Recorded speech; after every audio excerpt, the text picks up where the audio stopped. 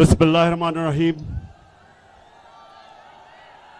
इय्याका नअबुदु व इय्याका नस्तईन।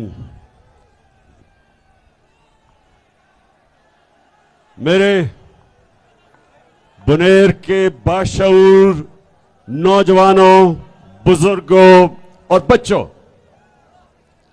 सबसे पहले इतनी गर्मी में जिस तरह का मैं आपका जज्बा और जुनून देख रहा हूं, मैं आपको सलाम करता हूं। मेरे तो 21 साल खेलों की ग्राउंडों के ऊपर गर्मी की आदत पड़ गई, लेकिन मैं आपको मानता हूं कि इस दोपहर की गर्मी में इस तरह आप जुड़े हुए और साथ साथ खड़े हैं। मैं आपके जज्बे को फिर से खराज तहसीन पेश करता हूं। अच्छा, मेरे बुनेर के बाशऊर लोगों,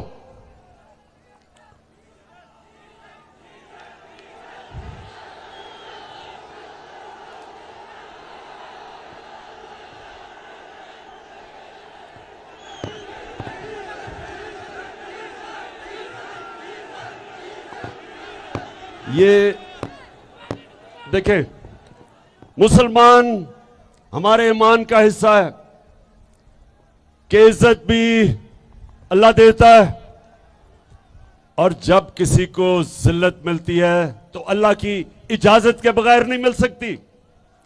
तो जब भी कोई भी जलसे में मैं जाता हूं, अभी मैं तकरीर शुरू ही नहीं करता कि डीजल के नारे लगने शुरू हो जाते।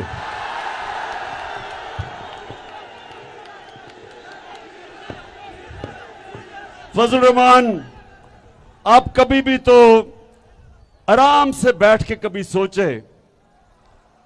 कभी बैठ के सोचे कि ये अल्लाह ने आपको इतनी जिल्लत दी क्यों है। दीन के नाम पे सियासत, और जिधर भी मौका मिले मुफाद परस्ती। इसलिए जिधर भी लोग जमा होते हैं और फजल रहमान को देखते हैं तो उनको डीजल याद आ जाता है। मेरे गयूर पाकिस्तानियों,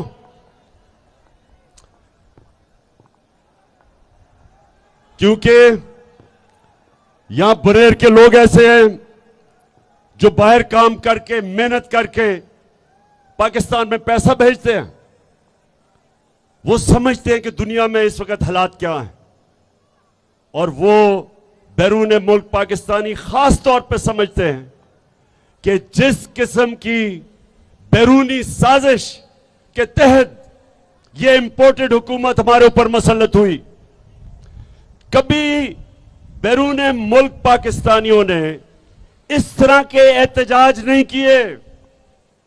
अमेरिका में, इंग्लैंड में, यूरोप में जिधर पाकिस्तानी थे, उन्होंने इस इंपोर्टेड हुकूमत के खिलाफ एहतजाज किए, और उन्होंने मुत्तहिद होके एक आवाज लगाई कि इंपोर्टेड हुकूमत नामंजूर। अब मैं आपको, क्योंकि आप बाशऊर नौजवान हैं, मैं देख रहा हूं सियासत आप समझते हैं, थोड़ा सा मैं अब आपको बताता हूं कि ये किस किस्म की साजिश हुई, क्यों हुई। हिंदुस्तान और इस्राइल, ये वो दो मुल्क हैं जो सबसे ज्यादा चाहते हैं कि पाकिस्तान कमजोर हो और टूटे, और इनके साथ मुझे अफसोस से कहना पड़ता है कि अमेरिका भी, वो भी नहीं देखना चाहता एक मजबूत पाकिस्तान। इन तीनों ने मिलकर साजिश की। जब हमारी हुकूमत गिराई गई, नौजवानों गौर से सुनो, जब हमारी हुकूमत गिराई गई तो खुशियां किधर बनी? हिंदुस्तान में, हिंदुस्तान के अखबारों में, मीडिया पे ऐसे खुशी हुई कि जिस तरह शहबाज शरीफ नहीं था, शहबाज सिंह था। यानी उन्होंने उसको अपना बना लिया। क्योंकि शरीफ खानदान के बड़े गहरे ताल्लुकात हैं हिंदुस्तान की बिजनेस कम्युनिटी से। नरेंद्र मोदी घर में शादी पे बुलाया गया, खास तौर पे मोदी को बुलाया गया।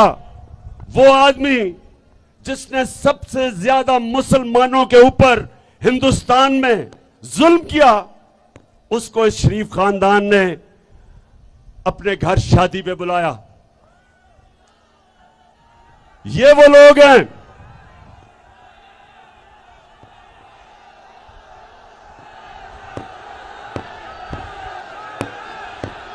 दिल के जिसका वादा है हम देखेंगे। ये शरीफ खानदान जब नवाज शरीफ हिंदुस्तान गया तो कश्मीर के हुर्रियत लीडर से नहीं मिला, क्योंकि नरेंद्र मोदी नाराज हो जाता। अपनी फौज को जब नरेंद्र मोदी पाकिस्तान के आर्मी चीफ को दहशतगर्द कह रहा था, तो साथ साथ यह भी कह रहा था कि नवाज शरीफ तो हमारा दोस्त है। और कभी नवाज शरीफ ने नरेंद्र मोदी के खिलाफ एक बात नहीं की। कुलभूषण यादव उसके मुंह से नहीं निकला। और ये वो लोग हैं जो आज हिंदुस्तान समझता है कि उनकी एक ऐसी हुकूमत आ गई कि बस अब पाकिस्तान कंट्रोल में आ गया। दूसरी तरफ आसिफ जरदारी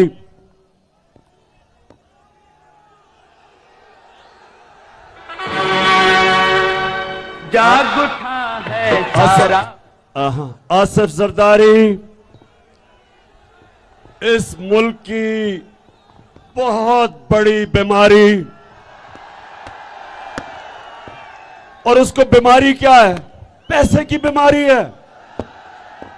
वो पैसा देखता है तो उसका जिस्म कांपना शुरू हो जाता है, उसकी कांपें टांगनी शुरू हो जाती है। तो जरदारी उधर नवाज शरीफ और इसका खानदान ये इस साजिश का हिस्सा बने, और इन्होंने अमेरिका के साथ मिलके उनके एक डोनाल्ड लू, उनके एक अंडर सेक्रेटरी ऑफ स्टेट ने पाकिस्तान के एम्बेसडर को हुक्म किया कि इमरान खान को वजारत उज़्मा से हटाओ, नहीं तो हम तुम्हारे से अच्छे ताल्लुकात नहीं रखेंगे, बल्कि धमकी दी। और साथ ये कहा कि अगर तुम इमरान खान को हटा दोगे तो हम, क्योंकि पीछे चेरी ब्लॉसम बूट पॉलिश आएगा, तो हम बड़े खुश होंगे और माफ कर देंगे। महकूमों के पांव तले। तो मेरे बजौड़ के बाशऊर लोगों, अब मेरी गौर से बात सुनो, गौर से सुननी है आपने बात कि हुआ क्या इस मुल्क के साथ, हमारे मुल्क के साथ हुआ क्या है। बनेर बनेर बनेर बनेर बनेर बनेर माशाअल्लाह, बड़े बाशऊर लोग हो माशाअल्लाह। एक एक चीज जानते हो, एक एक चीज मैं नोटिस कर रहा हूं, जो मैं बातें कह रहा हूं आपको समझ आ रही है। अच्छा अब सुने हुआ क्या फिर। उनको वो मुरासला भेजता है 7 मार्च को, डोनाल्ड लू जो बात करता है हमारे एम्बेसडर से अमेरिका में, 7 मार्च को वो लिखा जाता है। 8 मार्च को अदमे इत्तेमाद की तहरीक इस्लामी में दाखिल होती है, और देखते देखते हमारे जो इत्तेहादी हैं उनको भी याद आ जाता है कि ओहो तहरीक इंसाफ तो बड़ी बुरी पार्टी है। और साथ लोटे भी 20 लोटे गायब हो जाते हैं। तो अब जरा सुने, मैं तब कहता रहा कि यह पाकिस्तान की कौम के खिलाफ साजिश है। मैंने हर जगह का मुरासला दिखाया, असेंबली में नेशनल सिक्योरिटी कमेटी में, काउंसिल में सदर पाकिस्तान आरिफ अलवी ने पाकिस्तान के चीफ जस्टिस को खत लिखा कि यह हमारे मुल्क में मुदाखलत हुई है, साजिश हुई है, इसके ऊपर इन्वेस्टिगेशन होनी चाहिए। अभी तक तो कुछ हुआ नहीं, लेकिन अब देखें कि अवाम से क्या हुआ है। मैं जरा अब आपको अपनी अवाम जरा मैं बताऊं कि आपसे हुआ क्या है। हम रहले सफा। ये जरा सुने, हमें बड़ा शोर मचाया जी, तहरीक इंसाफ ने महंगाई कर दी, हर रोज महंगाई करें, टीवी प्रोग्राम देखें तो वहां कहे जी महंगाई है, जो अपोजिशन का असेंबली में मुंह खोले वो कहे महंगाई है। वो कांपे टांगने वाला बिलावल, उसने लॉन्ग मार्च कर दी सिंध से कि महंगाई मार्च है जी, लोगों कत्ल हो गया, माशी कत्ल हो गया। जो इनमें से टीवी पे आए कहे जी इमरान खान ने बिजली बढ़ा दी, कोई कहे इसने कोई गैस बढ़ा दी, कोई कहे आटा बढ़ा दिया। तो मैं आज अल्लाह का शुक्र अदा करता हूं, अल्लाह अल हक है, सच का खुदा है, सच नहीं छुपता। अल्लाह का हुक्म है कुरान में कि सच हमेशा लोगों के सामने आएगा। तो ये जरा आज देख लें कि इंपोर्टेड हुकूमत थे। अब जरा सुने, 3.5 साल में पाकिस्तान में आटे, हमारे दौर में आटा कितना कीमत बढ़ी 3.5 साल में? 326 रुपए। 20 केजी का जो आटे का थैला है हमारे दौर में वो बढ़ा 326 रुपए 3.5 साल में। 2 महीने में, इनके दौर के 2 महीने में आटा कितना बढ़ा? 422 रुपए।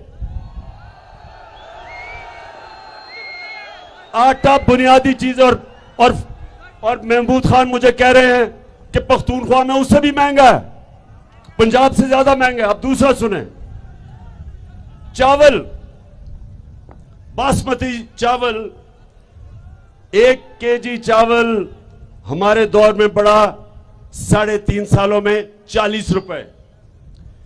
इनके 2 महीने में 55 रुपए बढ़ा है, 2 महीने में। घी, अब जरा ये सुने, घी हमारे दौर में 1 लीटर 3.5 साल में घी कितना बढ़ा है? 213 रुपए। इनके 2 महीने में घी कितना बढ़ा है? 200 रुपया। 200 रुपया बढ़ा है।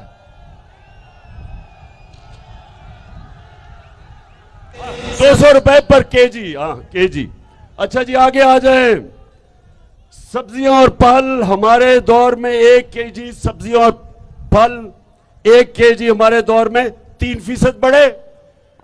इनके 2 महीने में 27% बढ़े। आगे आ जाए। अब जरा ये सुने, पेट्रोल 1 लीटर हमारे 3.5 साल में 56 रुपए 90 पैसे बढ़ा 3.5 सालों में। इनके 2 महीने में कितना बढ़ा है? 60 रुपए। 60 रुपए बढ़ गया 2 महीने में।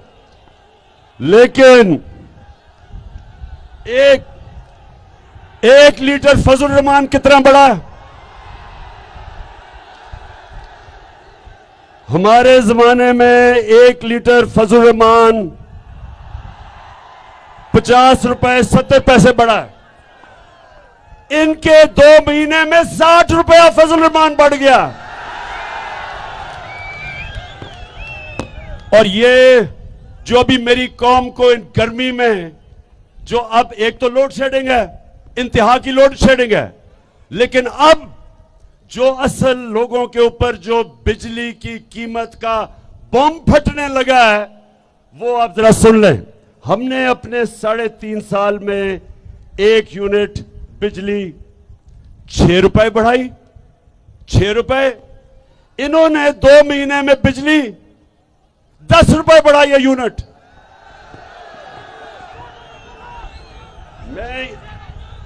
मैं ये इसलिए अपनी कौम को बता रहा हूं कि ये जो तेल और डीजल, ये हमने भी बढ़ा, हमारे ऊपर भी आईएमएफ ने प्रेशर डाला था। आईएमएफ हमें भी कह रही थी कि इनकी कीमतें बढ़ाओ, लेकिन उनमें और हमारे में, इनमें और हमारे में क्या फर्क है? इनकी जो लीडरशिप है वो बाहर बैठी हुई है, पैसा बाहर है, घर बाहर है, जायदाद बाहर है, बिजनेस बाहर है, बच्चे बाहर हैं।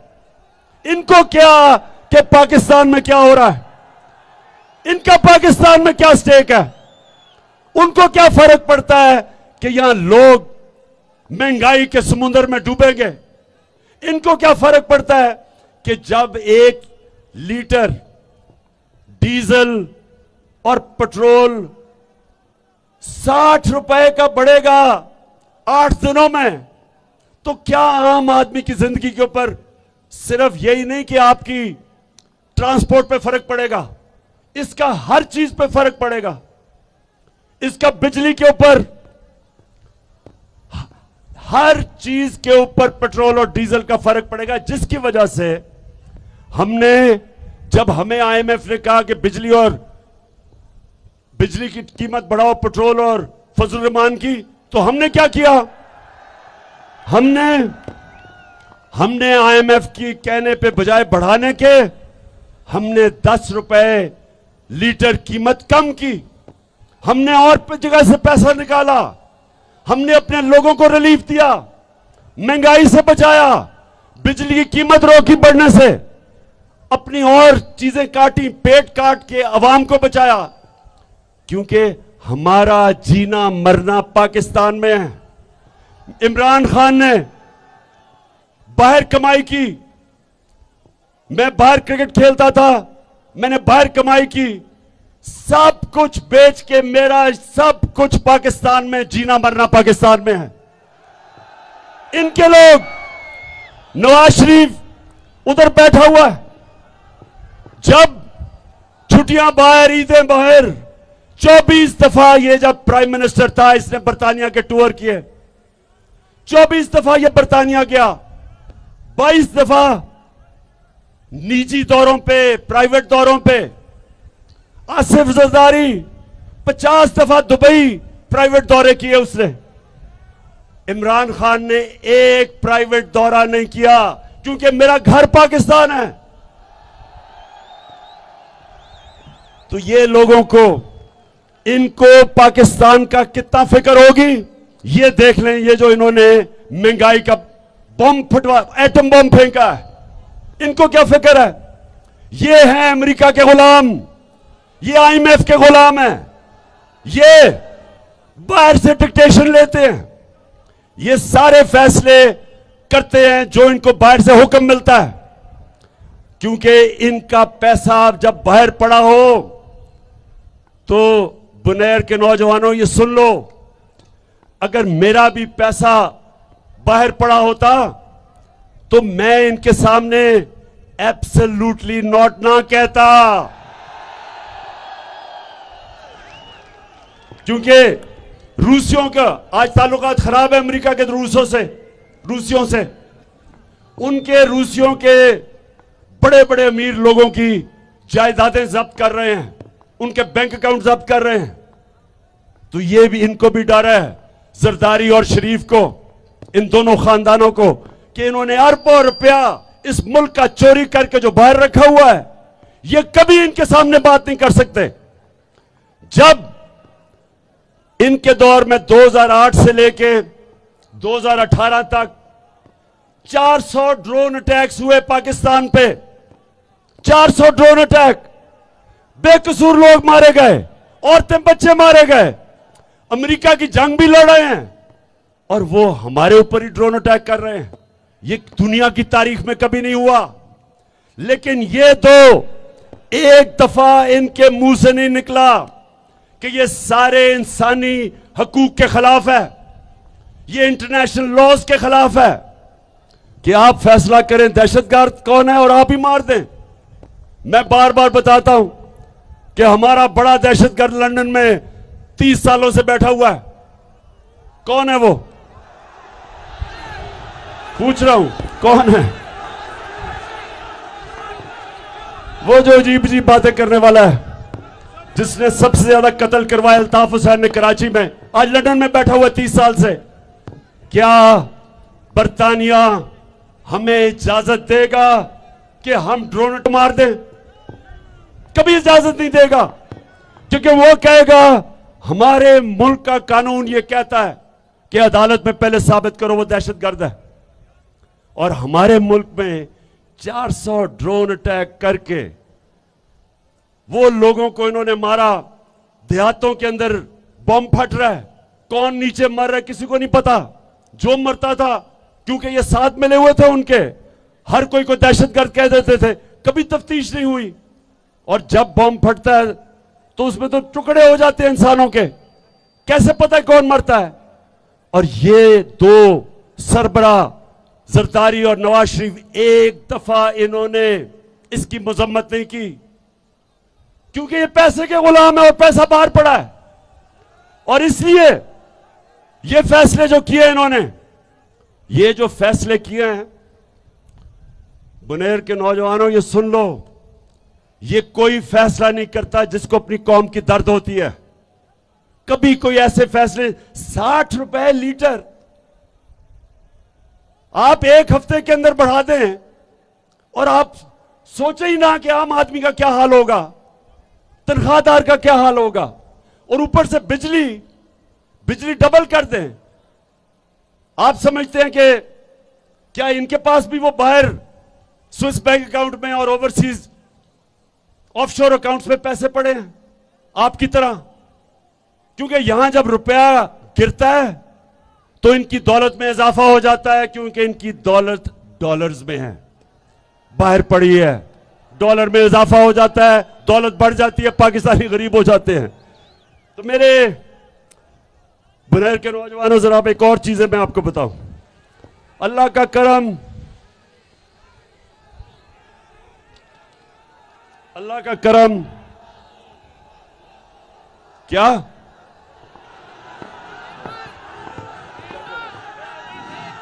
समझिए आप।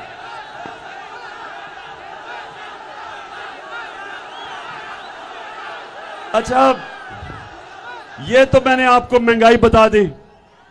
अब जरा गौर से, क्योंकि आप शऊर वाले नौजवान हो, बड़े गौर से सुनो कि हमारी माइशत को क्या हुआ है। बुनेर, ये जरा नौजवानों सुनना है आपने। जब हमारी हुकूमत थी, आखिरी 2 सालों में पाकिस्तान की दौलत में जो इजाफा हुआ, इसके बावजूद कि पाकिस्तान में कोरोना, बल्कि दुनिया में कोरोना तबाही मचा रहा था, कोरोना वायरस की वजह से दुनिया में तबाही थी, और इसके बावजूद कि जो हमें हुकूमत मिली थी वो बैंकरप्ट हुई थी, पैसा ही नहीं था, खजाना खाली था। उस दौर में हमें हुकूमत मिली, ऊपर से कोरोना आ गया। सुने जरा, आखिरी 2 साल में अल्लाह का करम है, इंसान कोशिश करता है, कामयाबी तो अल्लाह देता है। आखिरी 2 सालों में पाकिस्तान की जो दौलत का में इजाफा हुआ, जीडीपी ग्रोथ रेट जैसे कहते हैं, 5.6% था तीसरे साल में, और चौथे साल में 6% इजाफा था। यह समझ जाएं कि हमारी तारीख में यह तकरीबन सबसे वो दौर था जिधर सबसे ज्यादा इजाफा हुआ दौलत में। इस दौर में हमने जो किसानों की मदद की, हमारी जो 5 बड़ी फसलें हैं उनमें रिकॉर्ड पैदावार हुई, क्योंकि हमने किसानों को पैसा पूरा दिलवाया। जो गन्ने के किसान थे उनको बेचारों को पैसा नहीं मिलता था, शुगर माफिया इजाफा था। यह समझ जाएं कि हमारी तारीख में करीबन सबसे वो दौर था जिधर सबसे ज्यादा इजाफा हुआ दौलत में। इस दौर में हमने जो किसानों की मदद की, हमारी जो 5 बड़ी फसलें हैं उनमें रिकॉर्ड पैदावार हुई, क्योंकि हमने किसानों को पैसा पूरा दिलवाया। जो गन्ने के किसान थे उनको बेचारों को पैसा नहीं मिलता था, शुगर माफिया इजाफा था। ये समझ जाएं कि हमारी तारीख में करीबन सबसे वो दौर था जिधर सबसे ज्यादा इजाफा हुआ दौलत में। इस दौर में हमने जो किसानों की मदद की, हमारी जो 5 बड़ी फसलें हैं उनमें रिकॉर्ड पैदावार हुई, क्योंकि हमने किसानों को पैसा पूरा दिलवाया। जो गन्ने के किसान थे उनको बेचारों को पैसा नहीं मिलता था, शुगर माफिया इजाफा था। ये समझ जाएं कि हमारी तारीख में करीबन सबसे वो दौर था जिधर सबसे ज्यादा इजाफा हुआ दौलत में। इस दौर में हमने जो किसानों की मदद की, हमारी जो 5 बड़ी फसलें हैं उनमें रिकॉर्ड पैदावार हुई, क्योंकि हमने किसानों को पैसा पूरा दिलवाया। जो गन्ने के किसान थे उनको बेचारों को पैसा नहीं मिलता था, शुगर माफिया इजाफा था। ये समझ जाएं कि हमारी तारीख में करीबन सबसे वो दौर था जिधर सबसे ज्यादा इजाफा हुआ दौलत में। इस दौर में हमने जो किसानों की मदद की, हमारी जो 5 बड़ी फसलें हैं उनमें रिकॉर्ड पैदावार हुई, क्योंकि हमने किसानों को पैसा पूरा दिलवाया। जो गन्ने के किसान थे उनको बेचारों को पैसा नहीं मिलता था, शुगर माफिया इजाफा था। ये समझ जाएं कि हमारी तारीख में करीबन सबसे वो दौर था जिधर सबसे ज्यादा इजाफा हुआ दौलत में। इस दौर में हमने जो किसानों की मदद की, हमारी जो 5 बड़ी फसलें हैं उनमें रिकॉर्ड पैदावार हुई, क्योंकि हमने किसानों को पैसा पूरा दिलवाया। जो गन्ने के किसान थे स्टॉक को बेचारों को पैसा नहीं, 10% नीचे गिर चुकी है। इसका मतलब 700 अरब रुपया स्टॉक मार्केट से निकल चुका है। और फिर जो सूद है 15.5% सूद पहुंच गया है। ये 98 के बाद सबसे ज्यादा पाकिस्तान में सूद है, जो अब हमारी इंडस्ट्री को अफेक्ट करेगा, बिजनेसेस को अफेक्ट करेगा। तो मैं ये इसलिए कह रहा हूं कि ये जो अब हमारे हालात हैं, हम जब ये छोड़ के गए थे नून लीग वाले, और जब ये इनके 2 दौर में हमेशा पाकिस्तान की एक्सपोर्ट्स वहीं की वहीं रह जाती है। दौलत में तो तब इजाफा होता है जब एक्सपोर्ट्स बढ़ती है, लेकिन जो अब हालात हैं, जो इंटरनेशनल एजेंसी जिसको मूडीज कहते हैं, जो फैसला करती है कि हुकूमत की माइशत की क्या हालात है, हम जब आए थे हमारे मूडीज ने माइनस ग्रेडिंग दी हुई थी, हम उसको लेके गए स्टेबल पे, अब फिर वो नीचे आ गई है। इसका मतलब कि पाकिस्तान के लिए कर्जे लेना बहुत मुश्किल होगा, बाहर के बैंकों से कर्जे, क्योंकि उन्होंने रेटिंग नीचे कर दी। ये सिर्फ 2 महीने में हुआ है। तो मैं आज पूछना चाहता हूं, मैं आज अपने उन लोगों से पूछना चाहता हूं, हमारे मुल्क के न्यूट्रल से पूछना चाहता हूं कि जब आपने फैसला किया कि हम न्यूट्रल हो जाते हैं, बिस्मिल्लाह, बहुत अच्छी चीज है, लेकिन मैंने आपको बताया था तब कि हमारे जिधर माशी हालात खड़े हैं, इसमें अगर ये जो साजिश जो मैं सुन रहा हूं हो रही है, अगर ये कामयाब हो गई तो हमारे मुल्क की माइशत को बहुत नुकसान होगा।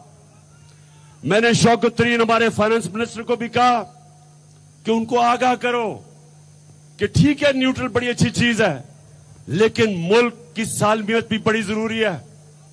मुल्क अगर मजबूत होगा तो हम अपना दिफा कर सकते हैं। अगर मुल्क की माइशत अगर वो गिरना शुरू हो जाए तो मैं बार बार सोवियत यूनियन की मिसाल देता हूं। दुनिया की 2 सबसे ताकतवर मुल्क थे, अमेरिका और सोवियत यूनियन। दुनिया की 2 सबसे ताकतवर फौजें थी, अमेरिका की और सोवियत यूनियन की। लेकिन जब सोवियत यूनियन की माइशत जब वो नीचे गई तो मुल्क टूट गया, सोवियत यूनियन टूट गई। तो मैं आज अपने न्यूट्रल्स को यह कहना चाहता हूं कि देखें, ये जो बातें कर रहे हैं कि जनाब इमरान खान के ऊपर गद्दारी का मुकदमा चलाया जाए, पहले मुझे जरा इन लोगों से सबसे पूछता हूं मैं कि लोग क्या ये जरदारी और नवाज शरीफ मेरे पे गद्दारी का मुकदमा चलाएंगे? वो लोग जिनका है ही सब कुछ पाए, क्या वो लोग जो एक जरदारी हुसैन हक्कानी के साथ अमेरिकनों को कह रहे हैं कि मुझे पाकिस्तानी फौज से बचा लो, वो मेरे पर मुकदमा करेगा गद्दारी का? और क्या वो नवाज शरीफ जो इस मुल्क में सजायाफ्ता जो पकड़ा गया पैनामा के अंदर, जो इसने बेटी के नाम पे 4 अरबों रुपए की प्रॉपर्टीज लंदन में ली थी, सजायाफ्ता मफरूर झूठ बोल के बाहर भागा हुआ, क्या वो मुझे फैसला करेगा कि मैं गद्दार हूं? मैं आज सारे अपने पाकिस्तानियों से कहना चाहता हूं कि देखें, ये जो साजिश है ये इमरान खान के खिलाफ सिर्फ इसलिए है कि इमरान खान अगर हटता है रास्ते से तो रास्ता साफ हो जाता है इस तरह के लोगों की जो इस मुल्क का टूट के बाहर लेके जाए। ये वो लोग हैं जो 30 साल से हुकूमत कर रहे हैं। पाकिस्तान में 2 खानदानों ने 30 साल हुकूमत की है, शरीफ और जरदारी खानदान ने, और मुल्क को मकरूज इमरान खान ने किया। 30 साल आपने हुकूमत की है, हमने मुल्क को उधर से ऊपर निकाल के सस्टेनेबल ग्रोथ यानी कि सही रास्ते पर लगाया, पटरी पर चढ़ाया, साजिश से गवर्नमेंट करवा के। और अब जब इन्होंने देखा कि सारी कौम आज इस साजिश को समझ बैठी है, इसके खिलाफ है, इन गद्दारों के और चोरों के, तो आज ये कोशिश कर रहे हैं कि इमरान खान को रास्ते से हटाए गद्दारी का मुकदमा करके। सब तख्त गिराए जाएंगे, हम देखेंगे, लाजिम है कि हम भी देखेंगे, हम देखेंगे। जब IMF ने हमारे पे भी जोर लगाया कि ये कीमतें बढ़ाओ, अवाम पे खर्चे कम करो, हमने IMF का प्रेशर बर्दाश्त किया। और ये याद रखें, हम वो मुल्क हैं जिसने पहली दफा इस मुल्क की तारीख में जो सबसे बड़ा फलाई काम, सेहत कार्ड, जो हर खानदान को हम हेल्थ इंश्योरेंस दी कि कोई भी जाके किसी भी अस्पताल में अपना इलाज करवा सके, ये कभी पाकिस्तान की तारीख में ऐसा काम नहीं हुआ। बजाय ये कि खर्चे कम करते, हमने सेहत कार्ड लेके आए। पंजाब के अंदर 400 अरब रुपए का सबसे बड़ा प्रोजेक्ट।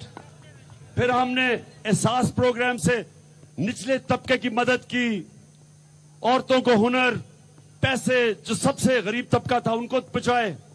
फिर कामयाब जवान पे सस्ते कर्जे, बल्कि सूद के बगैर कर्जे, और घरों के लिए सूद के बगैर कर्जे दिए। बजाय हम लोगों पे बोझ डालते, हमने लोगों से बोझ कम किया। और उधर फिर पेट्रोल और डीजल के ऊपर हमने सब्सिडी दी, बोझ कम किया लोगों पे। वो इसलिए कि हमारा जीना मरना पाकिस्तान में है। मैं किसी इंपोर्टेड हुकूमत का, किसी बाहर की सुपर पावर के सामने घुटने टेकने वाला नहीं हूं। और राज करेगी खल्क़े खुदा, जो मैं भी हूँ और तुम भी हो, हम देखेंगे, लाजिम है कि हम भी देखेंगे, हम देखेंगे। अब ये मैं आगे आपको बता दूं कि ये इंपोर्टेड हुकूमत क्या करने लगी है। माइशत की तो इनको भी तैयारी नहीं थी, बिल्कुल तैयारी के बगैर ये पहुंचे और वो देख ही लिया माइशत का हाल, लेकिन ये करने क्या जा रहे हैं ये जरा सारी कौम के सामने, क्योंकि मैंने अपना लाएमल भी दूंगा आखिर में, सारी कौम समझ ले कि ये क्या करने जा रहे हैं। सबसे पहले अपने करप्शन के केसेस खत्म करने जा रहे हैं, नैब को खत्म करने जा रहे हैं, जिधर अरबों रुपए के इनके ऊपर करप्शन के केसेस वो खत्म हो जाएंगे। शरीफ खानदान पे 40 अरब रुपए के करप्शन के केस है। आसिफ जरदारी के ऊपर ओमनी ग्रुप के फेक अकाउंट्स के केसेस पड़े हैं, सब माफ हो जाएंगे, सबको एनआरओ मिल जाएगा।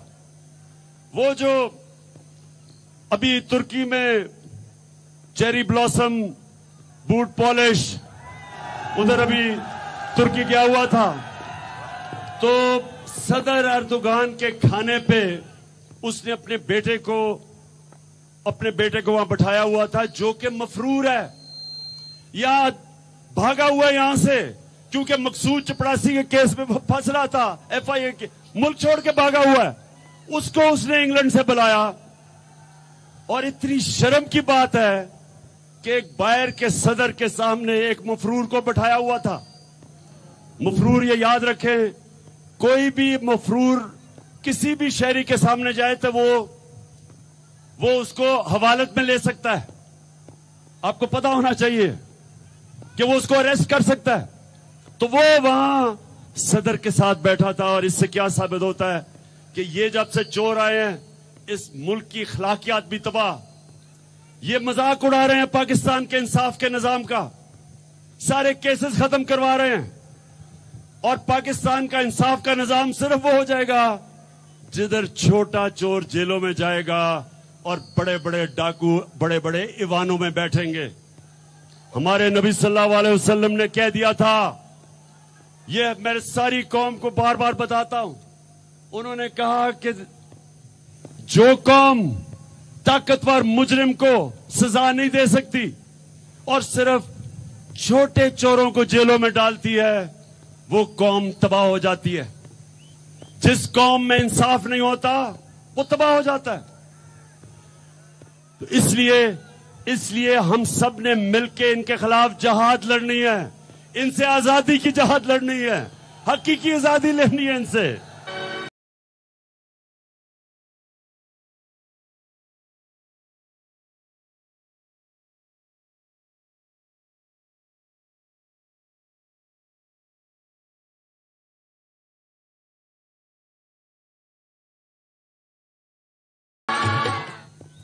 तो मैं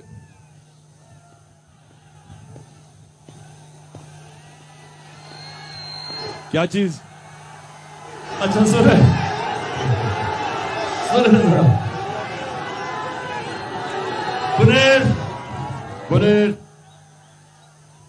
सुने जरा, इन्होंने सबसे पहले मैंने आपको बताया इन्होंने करप्शन केस खत्म करने आए इसलिए थे। नंबर 2, इन्होंने इलेक्शन के अंदर धांधली करके पूरी तैयारी कर रहे हैं इलेक्शन जीतने की। इलेक्शन कमीशन को साथ मिलाया हुआ है, हल्का बंदियां के अंदर इन्होंने पहले से ही मैच फिक्स किया हुआ है, पहले से तैयारी की है, क्योंकि वैसे तो ये इलेक्शन जीत नहीं सकते। ये जब भी पब्लिक में जाएंगे इनको 2 नारे लगेंगे, चोर और गद्दार। तो पब्लिक में तो ये जा नहीं सकते, तो इसलिए इलेक्शन कमीशन को साथ मिला के पूरा मैच फिक्स करने की कोशिश हो रही है, दूसरी चीज। और तीसरा,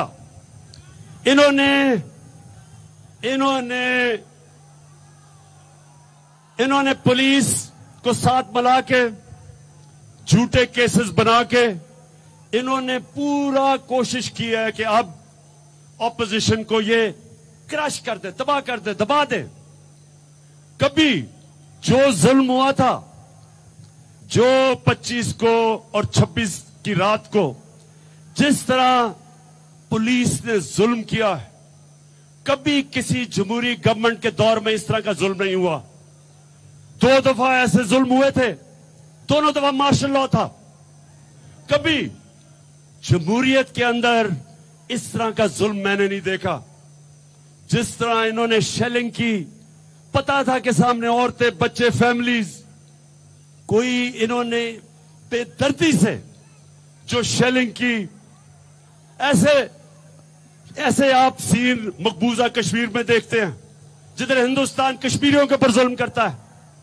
ऐसे सीन जो जनरल डायर ने, जब गुलाम हिंदुस्तान था अंग्रेजों का 1919 में, उसने लोगों के ऊपर इस तरह जुल्म किया था।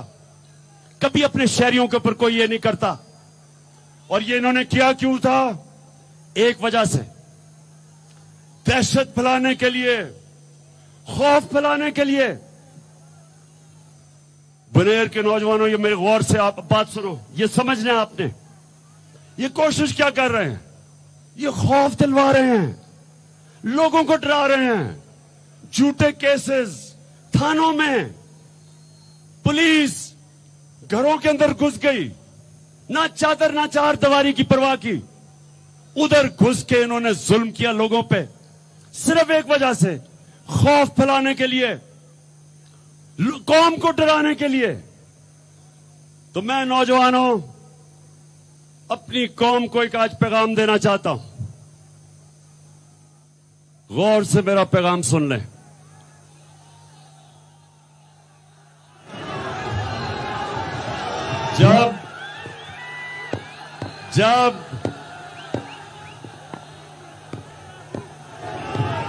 जब हजरत इमाम हुसैन निकले, पता था कि यजीद के पास बड़ी फौज है। हक और सच के रास्ते पे जब निकले तो कूफा के लोगों को पता था कि हजरत इमाम हुसैन सच और हक पे खड़े हैं, लेकिन उन्होंने उनकी मदद नहीं की, क्योंकि वो यजीद से खौफजदा थे, यजीद के जुल्म से खौफजदा थे। उन्होंने उनकी मदद नहीं की, पता होते हुए कि वो राय हक पे खड़े हैं। और वो सारी, जब तक क़यामत तक कूफा के लोग पछताएंगे कि क्यों नहीं उन्होंने उनकी मदद की, क्यों उन्होंने इतना बड़ा हमारी इस्लाम की तारीख में साना होने दिया। हमेशा वो पछताएंगे।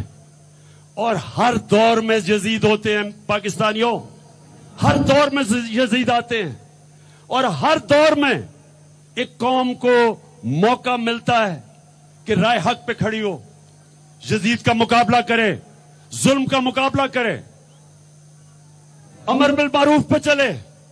हर दौर के यजीद के सामने एक कौम के पास ये दो रास्ते होते हैं। एक, खौफ के बुत की पूजा करे और जुल्म के सामने ना खड़ा हो, और दूसरा, जहाद करे जुल्म के खिलाफ।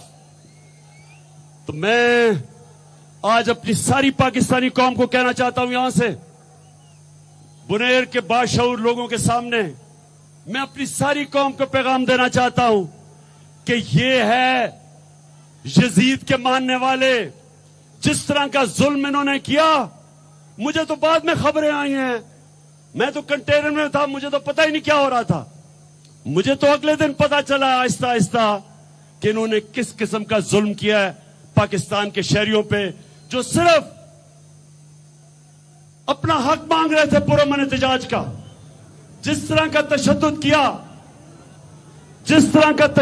किया, कभी भी वो लोग जिन्हों में इंसानियत होती है, वो कभी अपने लोगों पे ऐसा तशद्दुद नहीं कर सकते। बल्कि मैं तो ये कहूंगा कि हम दूसरों के ऊपर भी कभी ऐसा जुल्म नहीं कर सकते जिस तरह इन्होंने औरतें, बच्चों के सामने टीयर गैस शेलिंग की, वो शेल इस्तेमाल किए जो दहशतगर्दों के खिलाफ होते थे।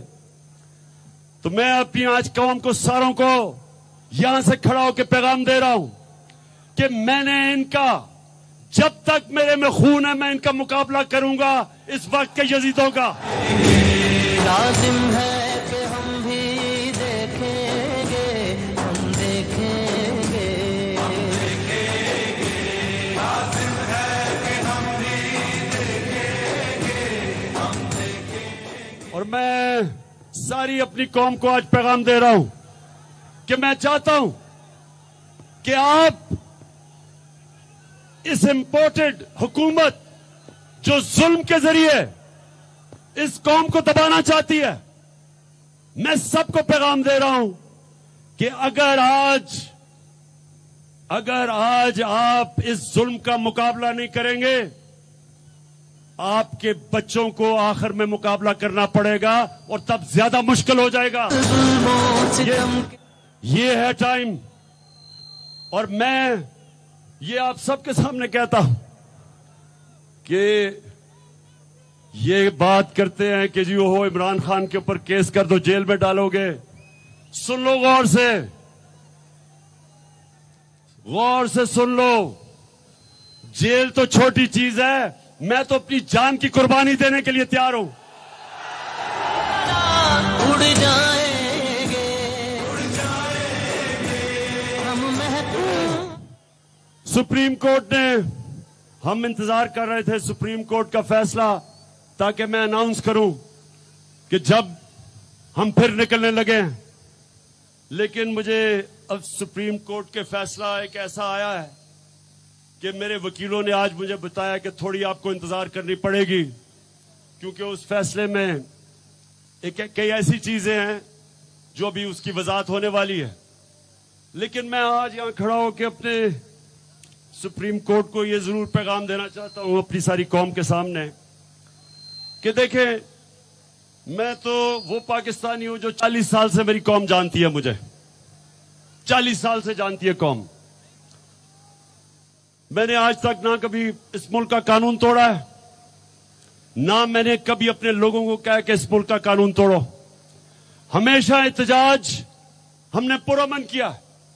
126 दिन का धरना दिया, हमने सारे लोगों को पुरअमन रखा। हम कभी नहीं चाहेंगे कि हम इस मुल्क का कानून तोड़ें और हमारी कौम का अपनी सिक्योरिटी एजेंसीज के सामने, अपनी पुलिस, अपने रेंजर्स के सामने उनका क्लैश हो, उनमें इंतशार हो। क्योंकि रेंजर्स भी अपने हैं, पुलिस भी अपनी, अवाम भी अपनी है, फौज भी अपनी है। इसलिए मैंने कभी ये नहीं कहा अगर हम तोड़फोड़ करते हैं अपने मुल्क का नुकसान होता है।